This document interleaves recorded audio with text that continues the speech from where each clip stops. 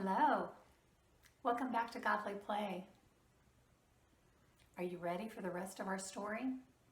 Well, not the rest of it, just the next part. I am. I'm here on the floor, sitting nice and comfortable, and I can see and I can hear, and I hope you can too. Well, we've been in Lent, and we're still in Lent. And we still have this color purple to help remind us about this thoughtful and serious time of the year, the time where we prepare for the mystery of Easter.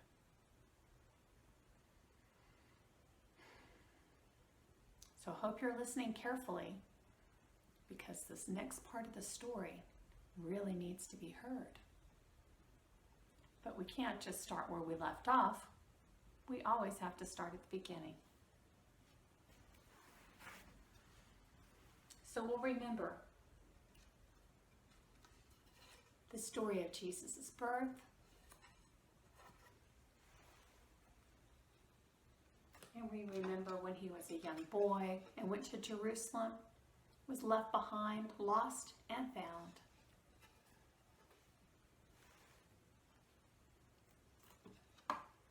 And we remember when Jesus was a young man and went to the Jordan River to find his cousin John to baptize him. And the sign of the Holy Spirit came upon Jesus.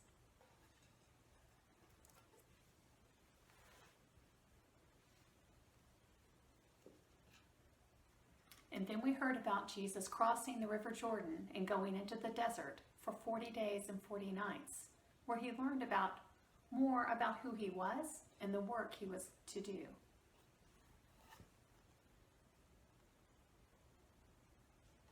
And then he crossed back over the Jordan and set about doing that work, telling the parables, helping people heal and become whole and well again.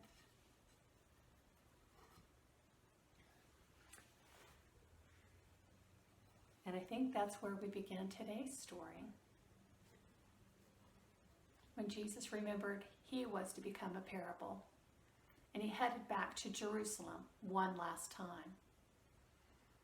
And as he went back to Jerusalem, it happened to be the time of Passover, which was a great holiday, and many people were visiting Jerusalem at that time.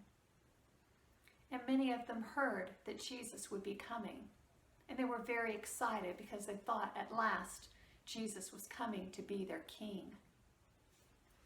And so they got ready, and they were waiting for him along the side of the road. But when Jesus came, it wasn't like anything they had expected. He didn't come on a great horse or on the shoulders of his soldiers.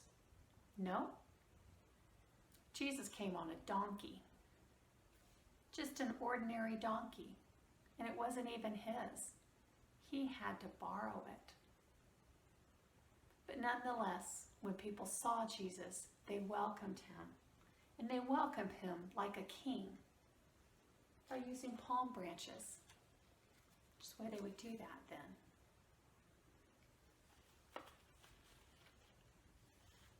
So Jesus came into on a Sunday, came into Jerusalem.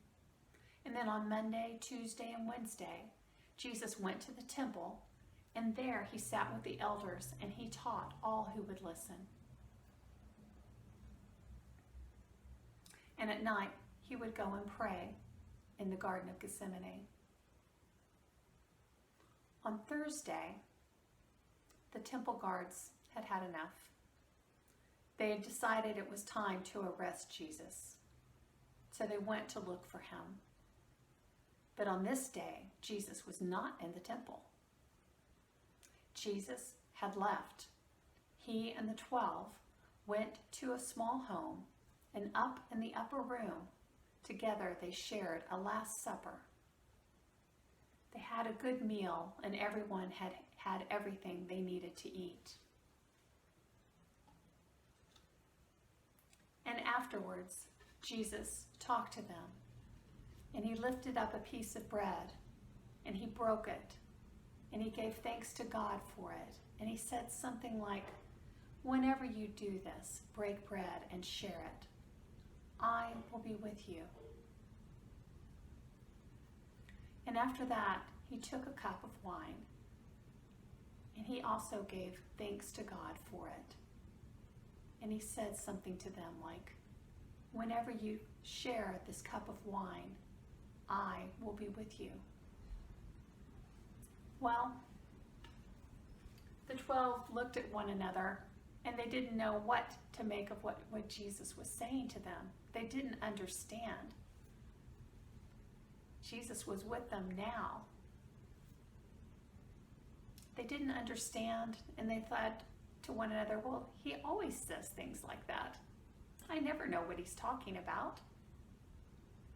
But they may not have understood, but they remembered. It was about that time that one of the 12, Judas, got up and he left. And the remaining friends and Jesus left and went up to the Garden of Gethsemane on the Mount of Olives because Jesus wanted to pray. And after he was done praying, he went to return to his friends. And at that time, out of the darkness came Judas. And he went over to Jesus and he greeted him. But that was just a signal to the guards to come and arrest Jesus. And out of the darkness came the guards, and they seized Jesus and they arrested him and they took him away into the darkness. And after that, the 12 left into the darkness.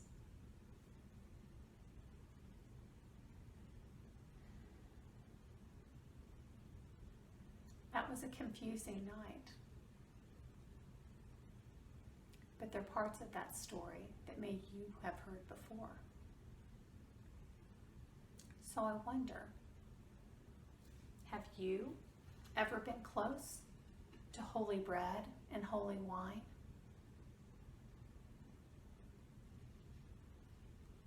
Maybe someone in your family has. Maybe they have a story about the first time that they received the holy bread and wine that they could share with you. Or maybe you remember your first time.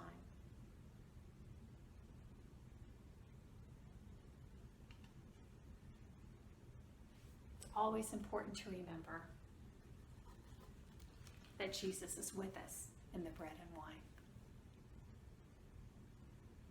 So I hope you'll remember together, and you'll find a way to respond to this ever-growing story as we get ready day by day, walking towards Easter and learning and getting ready to receive the mystery of Easter.